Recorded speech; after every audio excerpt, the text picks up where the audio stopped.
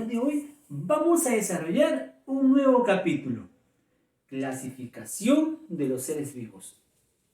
Según Whittaker, los seres vivos se clasifican en 5 grandes grupos o reinos: reino monera, reino protista, reino fungi, reino animal y reino plantae.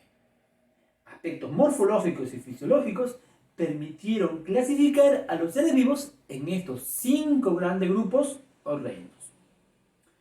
El día de hoy vamos a explorar el mundo de las bacterias. Reino monera es el tema a desarrollar.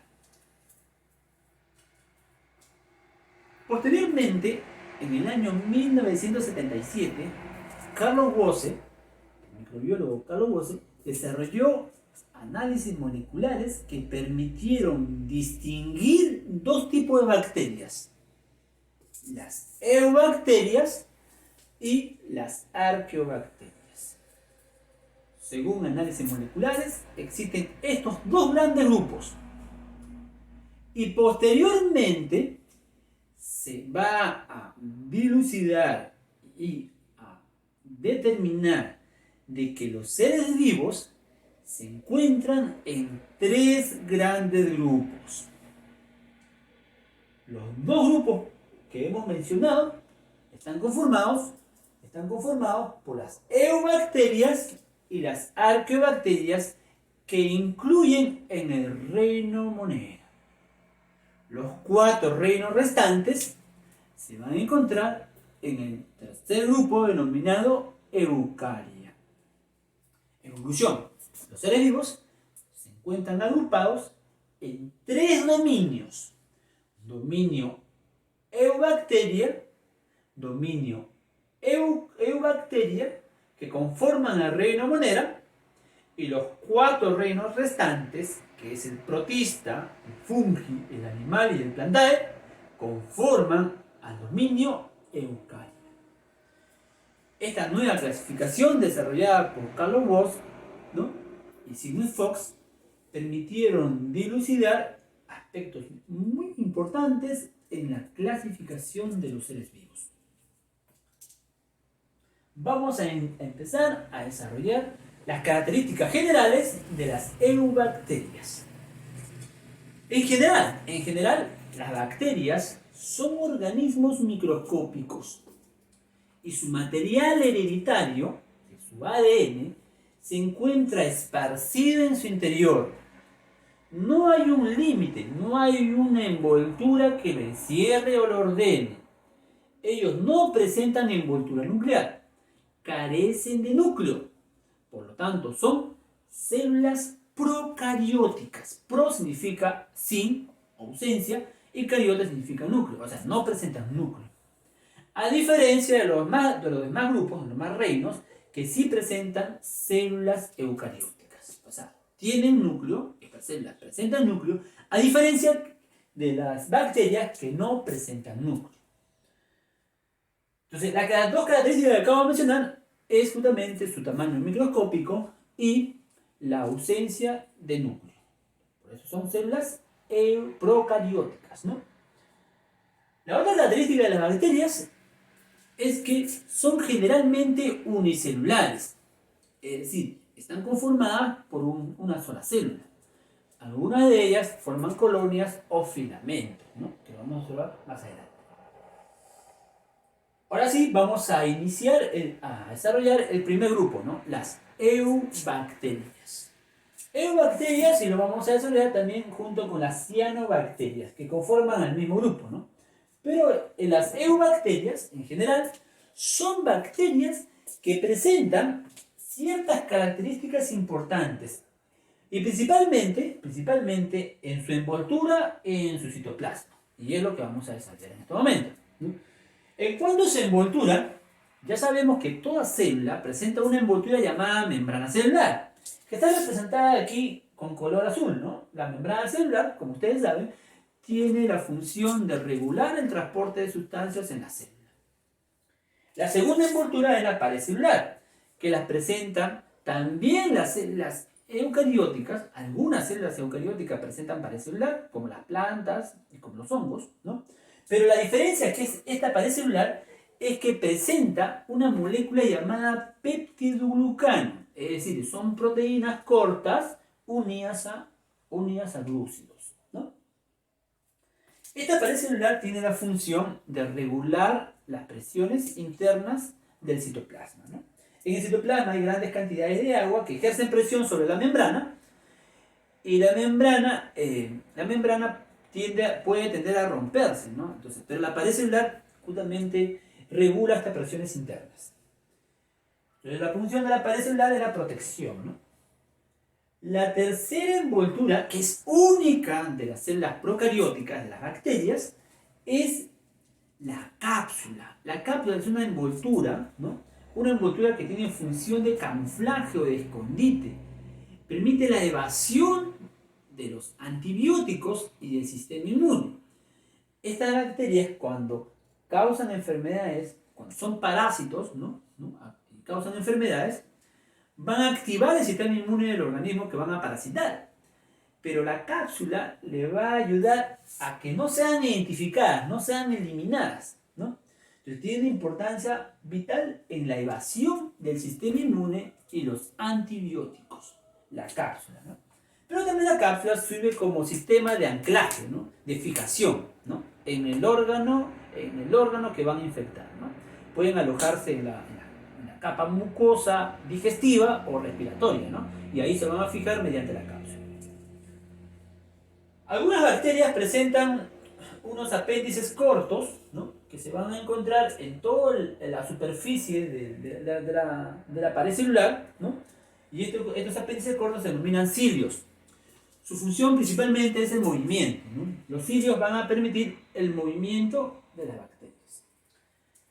Y en estos cilios cortos vamos a diferenciar unos apéndices que tienen capacidad de prolongarse, ¿no? Son túbulos finos, más largos, ¿no? Son finos y largos, que tienen capacidad de prolongación.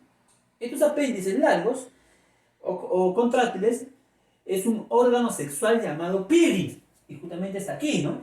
El pili es un órgano sexual que va a permitir la recombinación genética entre dos progenitores, dos bacterias progenitores, ¿no? En la reproducción sexual. Pili es el otro órgano o estructura que encontramos en las bacterias. Y hay un apéndice mucho más largo que nace en la pared celular, no tiene un sistema de anclaje, ¿no? En la pared celular, y que va a también tener la función del movimiento, ¿no? Es un órgano de locomoción. El flagelo es justamente la otra estructura que estamos observando aquí. Y los flagelos pueden ser diversos. Por ejemplo, aquí tenemos a las bacterias, pueden ser diversos. Los flagelos pueden encontrarse de forma unitaria y se denominan monótricos. Si se encuentran en ramilletes, o sea, hay varios flagelos en un punto, en un polo, se denominan lofótricos, ¿no? Pero si se encuentran, por ejemplo, en todo el perímetro, se denominan perítricos, ¿no? Si se encuentran en los dos polos, dos penachos en cada polo, se denominan anfítricos. Entonces la disposición de los flagelos son diversas, ¿no? El interior de la bacteria se denomina citoplasma, y el citoplasma es el lugar donde se encuentra el material hereditario denominado ADN, ¿no? Este ADN, como lo mencioné, se encuentra disperso, ¿no? El ADN principal se encuentra disperso en el citoplasma. Este ADN, el lugar donde se encuentra el ADN se denomina nucleoide o falso núcleo, ¿no? Pero también hay una información, hay un ADN que se encuentra separado del principal. Justamente es el ADN cromosómico llamado plasmid. Las funciones metabólicas de la célula lo va a ejercer el ADN principal. Pero las funciones reproductoras, ¿no? Las funciones que van a permitir encontrar estrategias de supervivencia, lo va a ejercer el plásmido. El plásmido son ADN que permite intercambiarse información en la reproducción sexual para poder adaptarse a los ambientes hostiles, ¿no? Es decir, cuando una bacteria muere, por ejemplo, una bacteria muere, esta bacteria se desintegra sus componentes, pero el ADN va a ser captado por otra bacteria a través de su plásmido y el plásmido se va a encargar justamente de degradar estas sustancias y tener adaptación en cuanto a esta función. Esos son los plásmidos, ¿no? Son importantes justamente en la supervivencia. Pero también los plásmidos van a aportar en cuanto a la recombinación de la información genética en la reproducción sexual de las bacterias, ¿no? Los plásmidos también tienen esa función. Llevar a cabo la reproducción sexual. Y ya que estamos hablando de reproducción sexual, las bacterias se reproducen de dos maneras, ¿no? La reproducción que no genera variabilidad de descendientes se denomina reproducción asexual. La reproducción sexual más común o más típica es la bipartición o fisión binaria. Una bacteria se divide en dos, ¿no? Y prolifera rápidamente. Generalmente las bacterias se dividen o se reproducen asexualmente cada 30. Demora el tiempo, la reproducción sexual demora de 30 a 60 minutos aproximadamente, ¿no? Entonces, eso lo controlamos justamente la reproducción sexual por bipartición. Pero hay bacterias que se reproducen por bipartición múltiple, ¿no? Hay organismos que se reproducen por bipartición múltiple, ¿no? En la reproducción sexual hay recombinación de la información genética. Es decir, dos bacterias van a recombinar su información. Y lo van a hacer a través de un órgano sexual que ya lo mencioné, que es el pili, ¿no? El pili va a permitir que dos bacterias recombinen su información. ¿Cómo? Acercándose a las dos bacterias, donde la que va a transmitir la información se llama bacteria F+, ¿no? Y la que va a recibir, la receptora, se denomina F-. Este intercambio se va a lograr gracias al órgano sexual llamado pili. El pili se prolonga hacia la otra bacteria receptora y de esa manera se transmite la información a través de su plásmido. ¿No? La información. ¿No? Otro aspecto importante es su morfología de las bacterias, ¿no? Que lo vamos a ver después, ¿ya? Pero para continuar con el citoplasma, en el citoplasma también observamos aquí uno de los componentes importantes. Recordemos que en el citoplasma no hay corpúsculos membranosos, como sí lo hay, por ejemplo, en las eucarióticas.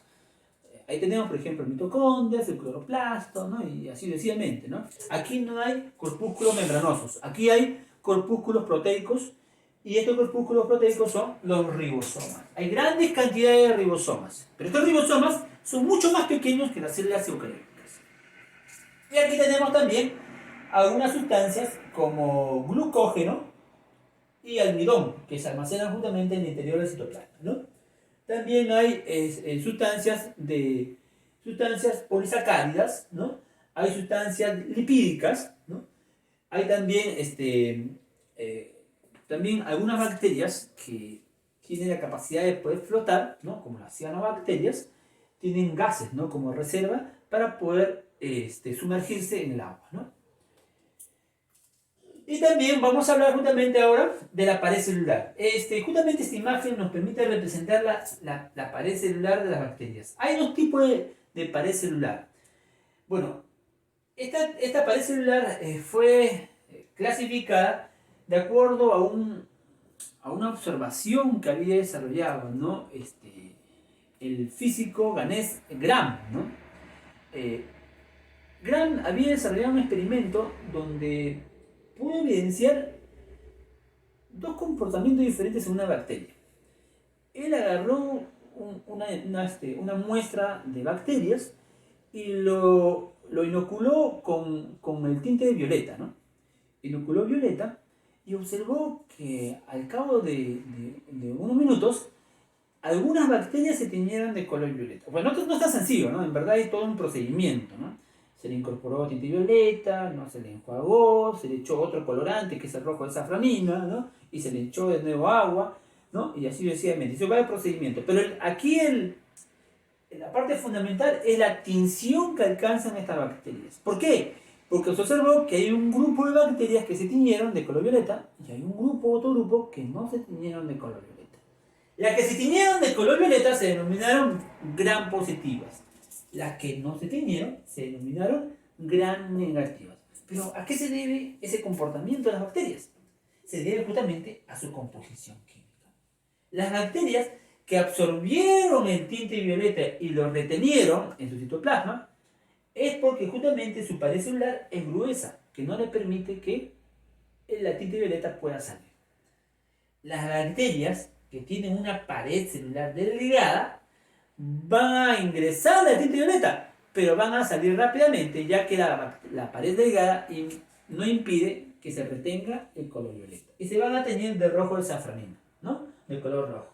Entonces, las bacterias que se tiñeron de color violeta es porque la pared celular es gruesa. Pero no solamente eso observamos. Nosotros observamos que esta bacteria que tiene pared gruesa solamente tiene una membrana. A diferencia, la que tiene pared delgada, que tiene dos membranas. Una membrana externa y una membrana interna. Gram positivas y gram negativas se denominan ese tipo de bacterias. Tenemos algunos ejemplos. Por ejemplo, la bacteria grande, ¿cuál es un bacilo, ¿no? Son alargadas, ¿no? Es un tipo de bacteria gram positivas. Tenemos aquí a varias especies, ¿no? Los astafilococos, ¿no? Los streptococos, ¿no? Los bacillus, ¿no? Tenemos aquí las bacterias gram positivas, ¿no? Y las gram negativas, ¿no? Aquí tenemos las gram negativas, a Escherichia coli, por ejemplo, ¿no? Algunas gram negativas. Ahí aquí vamos a observar justamente una característica importante que también fue observada por otros científicos, ¿no? Otros científicos, cuando por primera vez observaron una muestra de agua, ¿no? Con el instrumento que había causado realce, ¿no? En ese tiempo, ¿no? En el descubrimiento de las bacterias, ¿no? Anton van der Leeuwenhoek justamente había observado estas bacterias por primera vez y había observado una diversidad de formas. Tres formas principales. Las que tenían formas esféricas, ¿no? Las esféricas, le denominaron cocos. Las que tenían forma alargada, le denominaron bacilos. Las que tenían forma espiralada, le denominaron espirilos. Las que tenían forma de cocos pueden encontrarse en forma de cadena y se denominan streptococos, ¿no? Streptococos. Y aquí tenemos aquí al streptococos, ¿no? Streptococos piógenes, por ejemplo, es un tipo de bacteria, ¿no? Y aquí tenemos aquí a otra bacteria, aquí, este de aquí sería, por ejemplo, el Streptococcus pneumoniae, ¿no? Es un diplococo, por ejemplo. Cuando hay dos cocos nada más, se llaman diplococos, ¿no? Cuando hay tres, tricocos. Y así sucesivamente, ¿no? Pero es un diplococos que es el Streptococcus pneumoniae, ¿no? Que causa la enfermedad de la neumonía. Y esta es otra bacteria que los cocos se disponen en forma asimétrica, ¿no? En forma de ramillete, ¿no? Y justamente esta bacteria es el Staphylococcus aureus. Entonces, cuando están en cadena se denominan estreptos y cuando están ramificadas se denominan staphy, ¿no? Streptococcus y Staphylococcus. Las que tienen forma alargada, en forma de bastón, se llaman bacilos. Y acá tenemos, ¿ven? A los bacilos, ¿no? Bacilos. Como están en cadena, se denominan, ¿no? Streptobacilos. Los streptobacilos. Y aquí tenemos a otro bacilo, pero que está de una forma unitaria, ¿no? Y aquí, por ejemplo, tenemos aquí a un bacilo, ¿no? A un bacilo que tiene sus flagelos en todo el perímetro de su cuerpo, ¿no? Aquí tenemos a los espirilos, los que tienen forma de resorte, ¿no? Los espirilos pueden tener una forma incompleta, ¿no? O sea, están enrolladas pero tienen forma incompleta y se llaman vibrios. Aquí tenemos al vibrio cholerae, ¿no? El vibrio cholerae. El causa la enfermedad de cólera. Y aquí tenemos a otro tipo de espirilos que tienen tienen un enrollamiento completo, ¿no? Es un espirilo completo, un enrollamiento completo. Y aquí tenemos la espirulina, ¿no? La espirulina. Y justamente ahí tenemos las formas que alcanzan las eubacterias en el grupo justamente que corresponde a las bacterias que tienen ciertas características importantes, ¿no? Miren aquí, esta imagen nos ayuda a representar el lugar donde se encuentran las eubacterias. Tienen una distribución muy amplia, ¿no? Son organismos o son bacterias cosmopolitas. Se encuentran principalmente en ambientes terrestres, ¿no? En el aire, ¿no? Se encuentran en el suelo, se encuentran también en ambientes húmedos y algunas de ellas se encuentran como parásitos, ¿no? Como parásitos. Otras generan simbiosis con ciertos organismos, ¿no? Por ejemplo, ahí tenemos al género Rhizobium, ¿no? El género Rhizobium es una bacteria que se encuentra en la raíz de ciertas plantas denominadas leguminosas que captan el nitrógeno atmosférico y la disponen a la planta. La planta le da los nutrientes necesarios para su supervivencia de estas bacterias. Hacen simbiosis, hacen un apoyo mutuo entre ellos, ¿no? Pero otras causan enfermedades, ¿no? Como por ejemplo enfermedades como la neumonía, ¿no? Tenemos el Streptococcus pneumoniae, ¿no? Enfermedades como el cólera, vibrio cólera, enfermedades como la sífilis, el treponema pálido, enfermedades como la tuberculosis, Mycobacterium tuberculosis, enfermedades como el tétano, el Clostridium, ¿no? Y así sucesivamente, como la gonorrea también, ¿no? Algunas de ellas, las enfermedades sexuales, en gonorrea, ¿no? Tenemos a la gonorrea por medio de la bacteria Neisseria, ¿no? Y así podemos mencionar muchas bacterias. Pero también hay bacterias benéficas que tienen un uso importante en la industria láctea, por ejemplo, como Lactobacillus y Lactococcus, en la producción de ciertas sustancias como el vinagre, ¿no? Como el acetobacter, ¿no? Y algunas de ellas tienen un uso en la formación de antibióticos, por ejemplo, como Streptomyces, el género Streptomyces, ¿no? Para la formación del antibiótico streptomicina. Ahora vamos a hablar del otro componente de las eubacterias, que son las cianobacterias. Las cianobacterias fueron las primeras bacterias que desarrollaron fotosíntesis. O sea, en general, fueron los primeros organismos que desarrollaron fotosíntesis. Y lo hicieron gracias a dos tipos de estrategias, ¿no? Por decirlo así. Estos organismos incorporaron una estructura que le permitió absorber la energía luminosa. Estamos hablando de la clorofila. La clorofila A y la clorofila C y otros pigmentos como la ficocianina y la ficoeritrina, que se encuentran en otros organismos como las algas rojas, permitieron a que estas bacterias desarrollaran fotosíntesis por primera vez. Estas bacterias, al desarrollar fotosíntesis, incorporaron a la atmósfera un elemento primordial, importante para otros organismos. Estamos hablando del oxígeno. Gracias al oxígeno, prosperaron los organismos que sobreviven gracias al oxígeno, ¿no? Entonces, el oxígeno fue uno de los componentes importantes en la formación de la atmósfera primitiva, ¿no? En un contexto que va a permitir generar nuevos individuos, nuevos seres vivos que van a tener un contexto que le va a beneficiar para su supervivencia. Cianobacterias, entonces, ¿no? Son los primeros organismos que van a desarrollar fotosíntesis. También son productores primarios, ¿no? Hace muchos años, hace 1500 millones de años, estas cianobacterias fueron los principales productores primarios, que fueron relegados por las algas, como los dinoflagelados y las diatomeas. Pero ellos fueron los primeros que desarrollaron fotosíntesis y elaboraron sustancias orgánicas para otros organismos, ¿no? Entonces, son organismos autótrofos, ¿no? Producen su propio alimento a través de la fotosíntesis. ¿Pero cómo son, profesor? Estos organismos presentan una membrana, una envoltura, mejor dicho, una envoltura mucilaginosa, una envoltura polisacárida, glúcida, ¿no? Que le va a permitir deslizarse, ¿no? y moverse en diferentes lugares, ¿no?